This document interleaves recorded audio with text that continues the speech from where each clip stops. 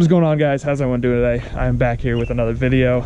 I'm going to be honest, the past month, if not a couple weeks, have been super stressful, and the reason for that is, you can see right here, I don't have the Subaru and I don't have the Insight. I'll get into the Subaru in just a very moment because that is the main part of this video, but if you are wondering about the Insight, because that was the new car to the channel and the car that we were just beating the crap out of, and I also had so much more I wanted to do with it, but some unfortunate circumstances did come up, and I really can't get into it right now because it's still getting worked out, but I will be making a video on it shortly. It's actually going to be right here. After I make this video, I'm going to be recording the Insight video, so if you notice the same clothes, if not the same scenery in next upload, well, that's why, because I'm going to be recording this after this video ends. Make a long story short, because I don't want to make this video super long, because there's really not much to it. I'm just updating you guys. I've been having issues. Well, I shouldn't say I've been having. Recently, about, I say 3 weeks ago, if not a month ago, I've been having issues with my clutch. Now, when I say issues, there's really not issues. There was just a slight vibration whenever I would release the clutch when it was moving. If it was staying still, it was perfectly fine.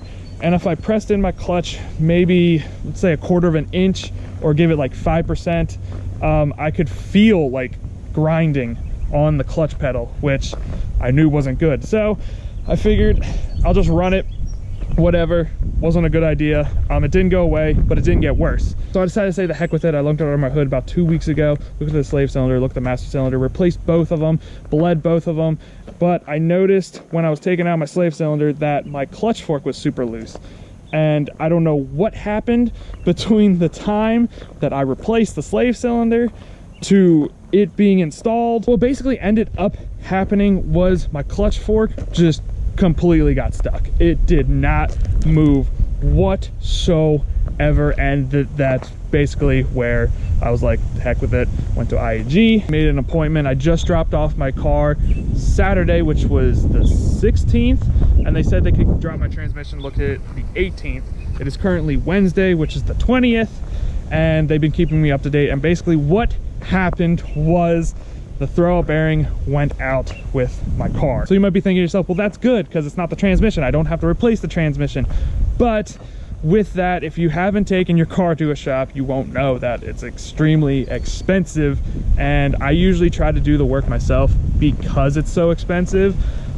With the throwout bearing, I wanted other things done to my car. There was other little things that like I just wanted done since it's already at the shop, like change the clutch, change the flywheel, change the trans fluid, the diff fluid, and also I noticed when I was under the car checking for any sort of leaks from the slave cylinder that my right front axle boot was ripped. They ended up replacing that. So altogether we have clutch, flywheel, axle, fluids, throwout bearing, as well as labor. Altogether my estimate was around $2,100 without labor. As you guys know, I don't have a lot of money. I don't make a lot of money. So that is a decent chunk that I have to pay. And $2,100 is that without labor. I don't know how long they worked on my car.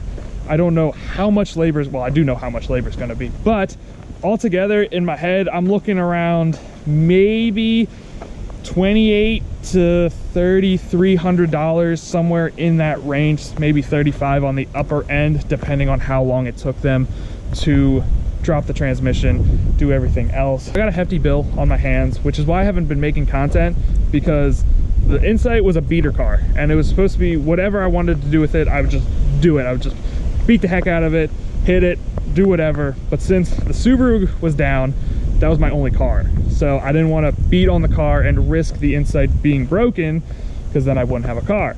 Well, obviously, I told you at the beginning of the video, stuff happened, and well, now I'm kind of screwed as of right now. So that's what's been going on in my life.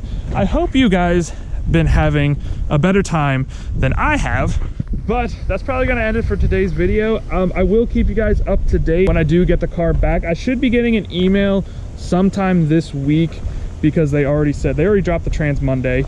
It is currently Wednesday, so I should be hearing from them relatively soon, and I will be making an update video for you guys. But I'm going to end it there. I don't know how long this video was.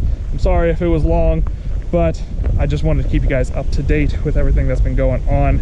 So I'll leave you guys there. Hope you enjoyed the video. Obviously, if you did, make sure you hit that like button. If you're new to my channel, make sure you subscribe. And as always, guys, I'll see each and every one of you in the next upload.